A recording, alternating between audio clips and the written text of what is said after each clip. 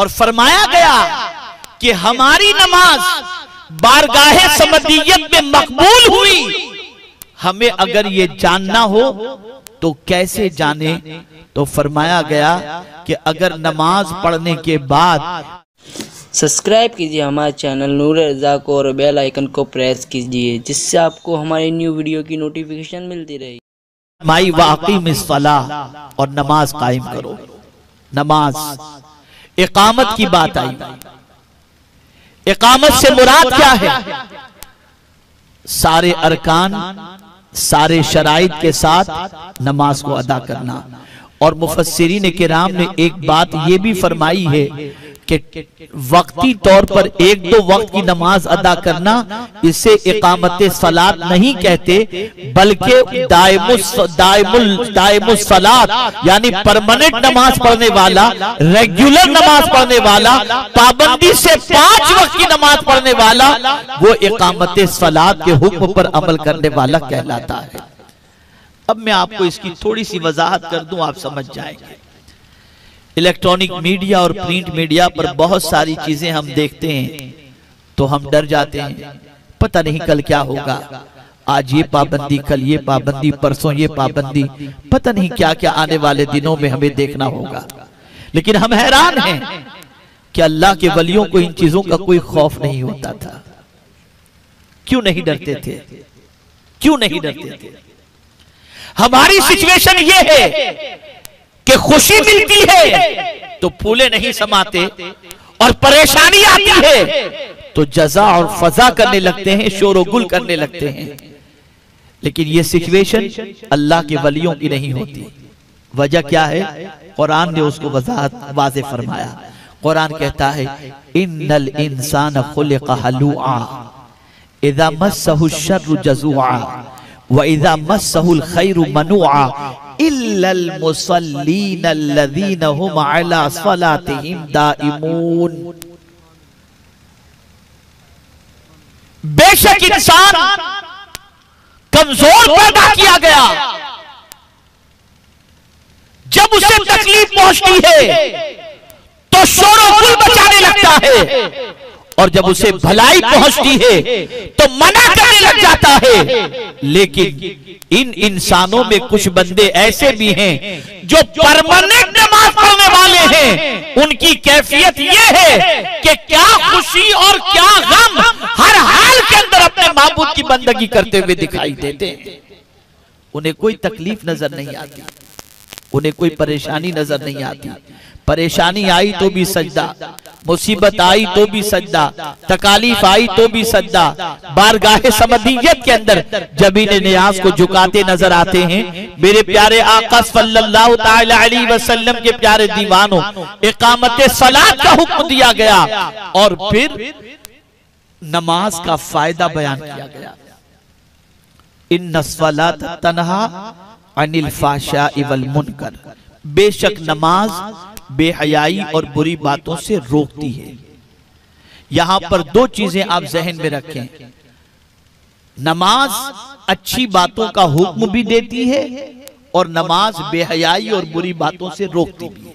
दोनों पहलू इसके अंदर है। अच्छी बातों का हुक्म, इधर आपने नमाज का इरादा किया कि आप फौरन वुजू के लिए गए। वुजू क्या है? अल्लाह के रसूल सल्लल्लाहु ताला अलैहि वसल्लम के फरमान पर, रब्बे कदीर जल्ल जलालहू के फरमान पर अमल है। वुजू क्या है? नमाज की कुंजी है। और कुर्बान जाइए, वुजू करने वाला जब हाथ धोता है तो अल्लाह उसके हाथ के गुनाहों को माफ फरमा देता है। चेहरा धोता है, चेहरे के गुनाह को माफ फरमा देता है। और अगर कोई शख्स वुजू से पहले बिस्मिल्लाह शरीफ पढ़ ले तो अल्लाह उसके पूरे जिस्म के गुनाहों को माफ फरमा दिया करता है। तो वुजू अच्छी, नमाज अच्छी बातों का हुक्म देती है और बुरी बातों से रोकती है। अब यहां पर मैं आपको बताऊं, रसूल गिरामी वकार सल्लल्लाहु ताला अलैहि वसल्लम ने इरशाद फरमाया कि जो शख्स नमाज पढ़कर भी बेहयाई और बुरी बातों से नहीं रुकता, उसकी नमाज कामिल नहीं। और फरमाया गया कि हमारी नमाज बारगाहे समदियत में मकबूल हुई। हमें अगर ये जानना हो तो कैसे जाने? तो फरमाया गया कि अगर नमाज पढ़ने के बाद बेहयाई और बुरी बातों से हमारे कदम रुक जाते हैं तो अल्लाह का शुक्र अदा करो कि अल्लाह ने नमाज को कबूल फरमा लिया। अल्लाह ने नमाज कबूल फरमा लिया। मेरे प्यारे आका सल्लल्लाहु ताला अलैहि वसल्लम के प्यारे दीवानों, और उसके बाद कुरान में रब ने फरमाया वाला जिक्रुल्लाहि अकबर, और अल्लाह का जिक्र सबसे बड़ा है, सबसे बड़ा।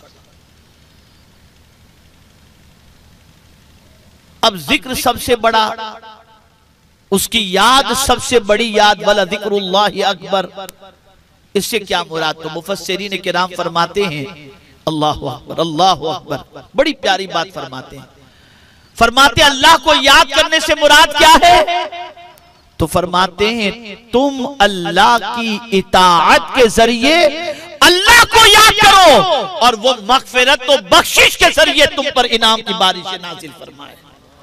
यानी ये जो फरमाया गया फज़कुरूनी अज़कुरकुम, तुम मेरा जिक्र करो, मुझे याद करो, मैं तुम्हारा चर्चा करूंगा, यानी तुम मेरी इताअत के जरिए मुझे याद करो, मैं रहमत के जरिए तुम पर बारिशें नाजिल कर दूंगा। मेरे प्यारे आका सल्लल्लाहु ताला अलैहि वसल्लम के प्यारे दीवानों, और फिर आखिर में मेरे करीम ने फरमाया वल्लाहु यअलमु बिमा तस्नऊन, और अल्लाह जानता है जो कुछ तुम करते हो। तिलावत क्यों करते हो वो भी अल्लाह जानता है, नमाज क्यों पढ़ते हो वो भी अल्लाह जानता है, अल्लाह का जिक्र क्यों करते हो ये भी अल्लाह जानता है।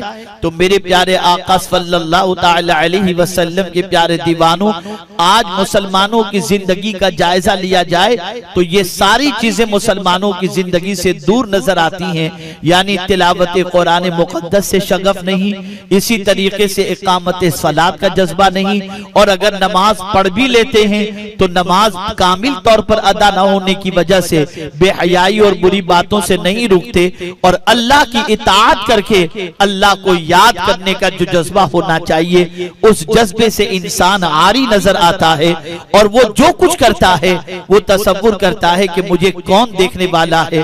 कुरान कहता है नहीं, तुम जो कुछ भी करते हो अल्लाह रब्बुल इज्जत खबीर है, जानने वाला है, वो सारी चीजों को जानता है।